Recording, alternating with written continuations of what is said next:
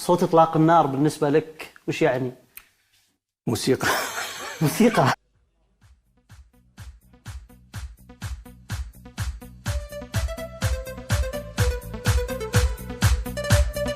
وقرنيا دندراوي خوما ويادي كاك مسعود بارزاني جنابي سروك صلاو لبافيري آرين بارزاني مجيد زانی سوێن بێ بەخوای مەزن پارێزگاری لە مافەکان و دەستکەوتەکان و یەکڕێزی و بەرژەوەندیەکانی هاوڵاتیانی هەرێمی کوردستان بکەم و ئەرک و فەرمانەکانم بە درستی و دڵسۆزی ئەنجام بدەم.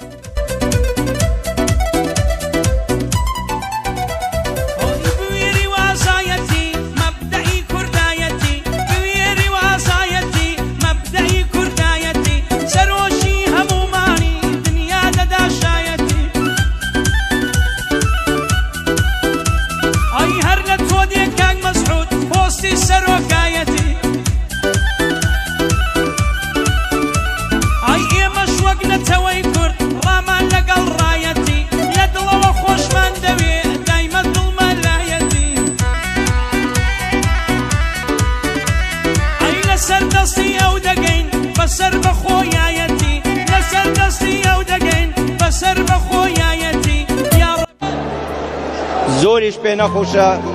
قەترە خوێنە یەک نەفەر بێتەڕێتن ئەمما پەیامێکە بۆ هەموو لایەکێ ئەوێک و ببێت بزووری تعەدای خەڵکی کوردستانê بکات ئەمە مەیدان بەڵا خۆ تەجروبە بکات.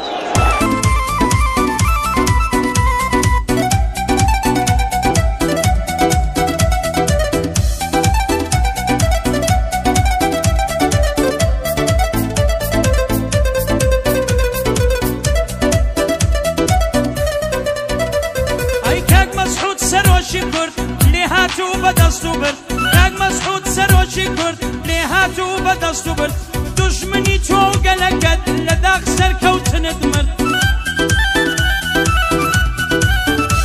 ئەی ئامانجی کوردیت گۆڕی بە زەینێشی گەشورد ئامانجی کوردیت گۆڕی بە زەینێشی گەشورد تۆ بووی کە لە تاریکی چرایی ئومێدت هەڵکرد هەموومان پێشمەرگەی تۆین دژمنمان دەکەین بەپرد هەموومان پێشمەرگەی تۆین دژمنان دەکەین بەپرد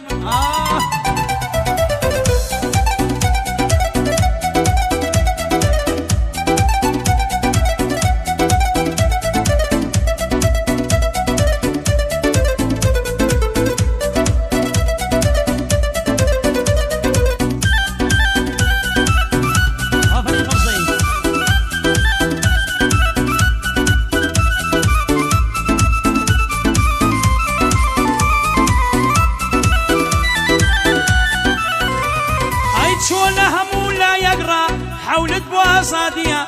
أمان زد من فريقم بو أوقل الشادية هاي تونا همو لا يقرأ حولت بو أصادية أمان زد من فريقم بو أوقل الشادية لسايا يسري توا زروف مهادية لسايا يسري توا زروف مهادية أو زار بو ريفراندوم يعني سرب خويا آفرین مامۆستای کورد فڕینت هەڵۆیە ئافرین مامۆستای کورد فڕینت هەڵۆیە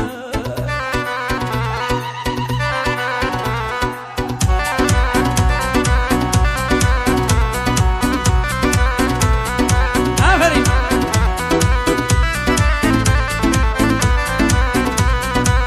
سڵاو لە جەنابی سەرۆک بەشی پارتی و بارزانی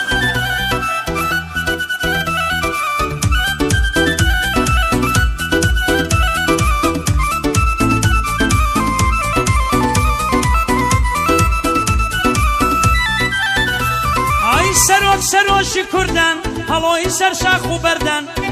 سەرۆشی کوردان هەڵۆی سەر شاخ و بەردان حەکیم و پسپۆڕ و ژیر لە ڕاز نادەدەی پەردان ئەی کاک مەسعود بارزانی پەروەردەی لانکی مەردان ئەی کاک مەسعود بارزانی پەروەردەی لانکی مەردان بە پشتیوانی تۆیە پێشمەرگە لە سەنگەردان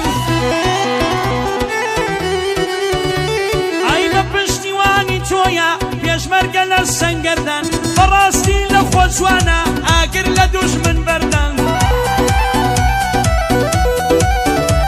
ئەی سەردەمانێک پێشمەرگە لە شاخ و دۆڵ و هەردان سەردەمێ پێشمەرگە بۆی لە شاخ و دۆڵ و هەردان بیر و هۆشی دوژمنت بە ئازایی تێگوەردان بیر و هۆشی دوژمنت بە ژیری خۆت تێگوەردان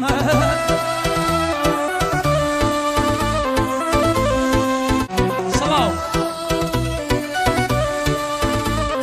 چەپک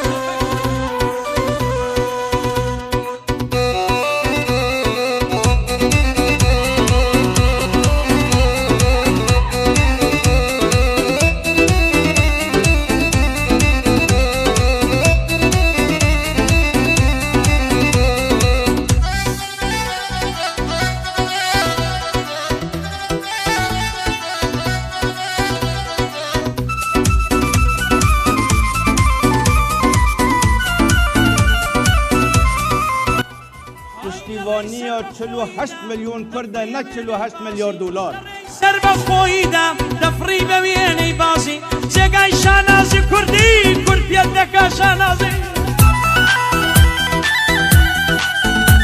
ئەی جێگای شانازی کوردی ئەی قوتابێکەی قازی هەموو جەناحی سەبوو ئەڵمانینەوەی نازی هەموو جەناحی سەبوو ئەڵمانینەوەی نازی دەنیان بە تۆ داناوە و بە کوربوونی مەڕازی سەسڵاو لە بارزانی و ڕێبوار بێ ڕێبازی سەسڵاو لە بارزانی و ڕێبوار بێ ڕێبازی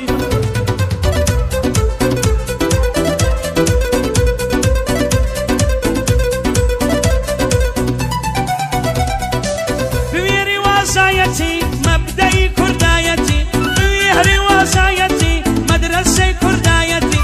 سەرۆشی هەمومانی دنیا دەدا شایەتی ئەیەر لە تۆ دێ کاک مەسعود پۆستی سەرۆکایەتی ئەی ئێمەش وەک نەتەوەی کورد ڕامان لەگەڵ ڕایەتی لە دڵەوە خۆشمان دەوێ دایمەن دڵمان لایەتی لەسەر دەستی ئەو دەگەین بەسەر بەخۆیایەتی یا ڕەبی بۆ ریفرەندۆم خوا بدا هیدایەتی یا ڕەبی یەم جارەشیان خوا بدا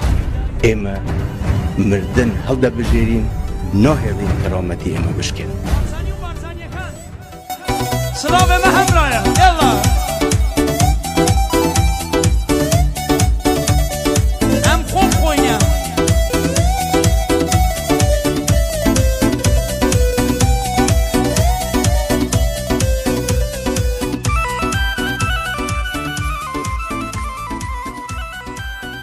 دەست باش